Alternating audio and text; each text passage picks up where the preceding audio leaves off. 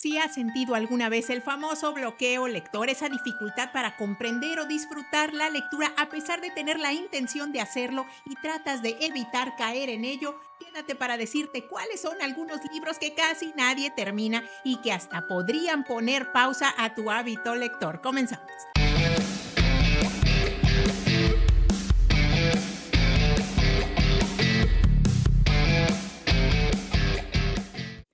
Bienvenidos a Leo y te cuento. Mi nombre es Georgina y si el mundo literario es lo tuyo, este es tu lugar. Vamos primero a hablar de algunas de las causas que nos pueden alejar temporalmente de la lectura, aún teniendo la voluntad de disfrutar de ella, como puede ser no hallar algo que nos parezca relevante en la lectura que recién comenzamos, esa lejanía emocional que nos provocan las situaciones demasiado abstractas, que no logramos aterrizar con algo cercano que provoque la comunión entre nosotros y la obra. Otra causa muy común para apartar los libros de nuestra rutina diaria es precisamente la falta de hábito. Al igual que con el ejercicio físico, la falta de práctica constante puede dificultar la fluidez con la que abordamos un libro. Lo podemos notar al tener que leer más de una vez un párrafo para poder concentrarnos y no perdernos pensando en otras cosas.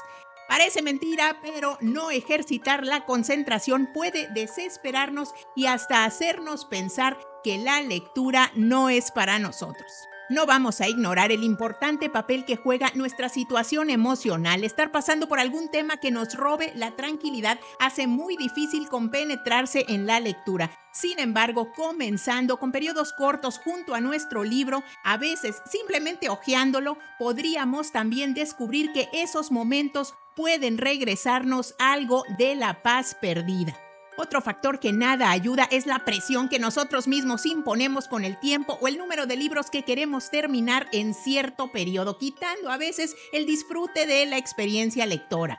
Y es ahora donde llegamos a la causa que compete a este video, el desánimo causado por la misma lectura cuando nos enfrentamos a textos difíciles que nos hacen renunciar temporalmente al hábito. Y hoy te quiero mencionar algunos libros, muchos de ellos valorados universalmente, que si no los comenzamos con cierto contexto o acompañamiento, pueden dejarnos en la lona.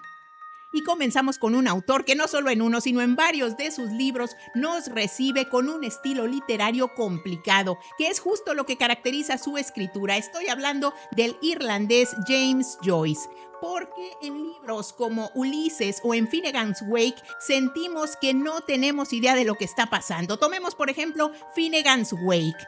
Cuando comenzaba este libro, James Joyce escribió una carta a su editora en la que le contaba que se había propuesto escribir un libro desde 18 puntos de vista y con el mayor número de estilos, que al parecer aún no habían sido descubiertos por sus compañeros de oficio.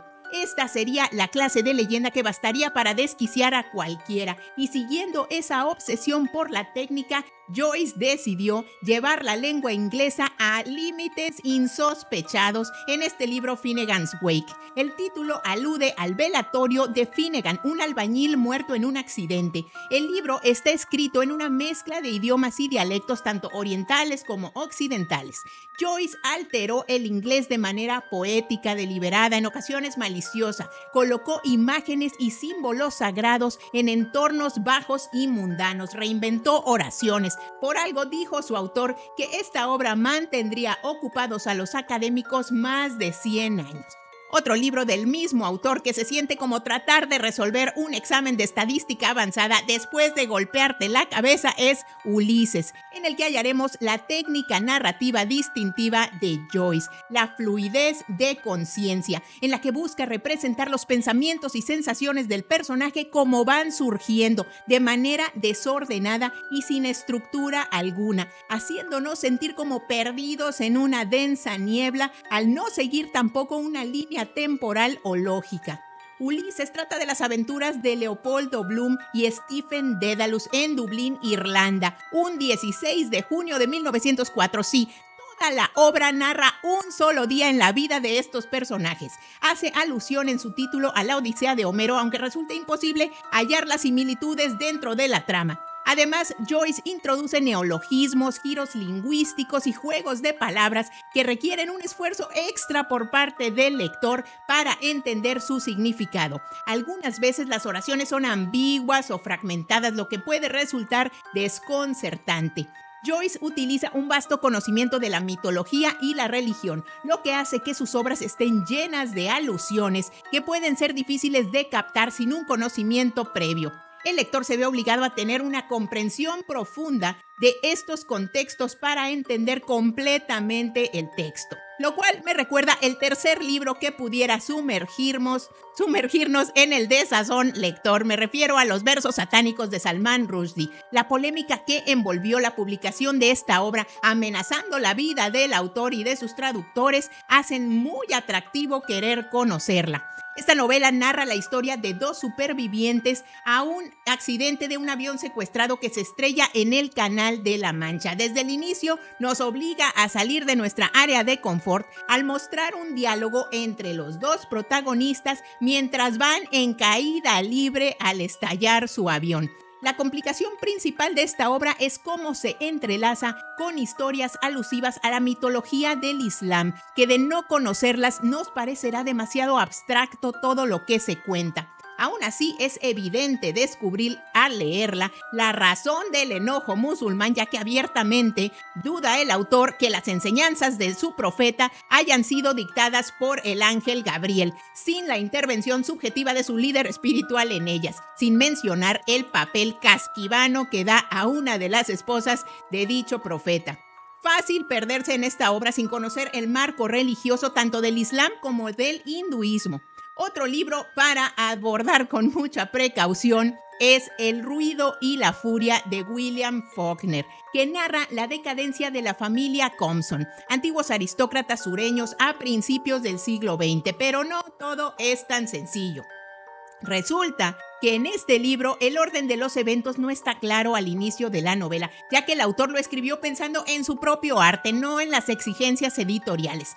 La novela desestructura el lenguaje, está articulada en capítulos que ocurren en fechas distintas y se centran en diferentes personajes. No es sencillo concluir quién está narrando cada etapa del libro, sobre todo sin saber previamente que uno de los narradores en primera persona es un integrante de esta familia que padece una discapacidad intelectual. Leer a Faulkner es un acto de entrega incondicional a lo desconocido. Leer El ruido y la furia requiere armarse de confianza. La confianza en la literatura, pero no en la que conocíamos, sino en esa que es un descenso al abismo, sin un mapa, sin una brújula. Sigo ahora con un libro que es una trampa por las aventuras que su título promete, por los filmes llenos de acción basados en ella que han hecho y por ser una lectura recomendada para jóvenes de preparatoria que a muchos seguro los sumió en un pastoso aburrimiento. Hablo de Moby Dick de Herman Melville. Moby Dick no es una lectura imposible, pero sin duda es más desafiante de lo que muchas personas estamos acostumbradas. Aquí el lector debe esforzarse para comprender el libro. Es una lectura larga, poco más de 800 páginas. Su formato es extraño, abarca desde la narración tradicional hasta ensayos sobre las diferentes especies de ballena y también sobre filosofía. Hace uso de un gran vocabulario, a veces muy técnico.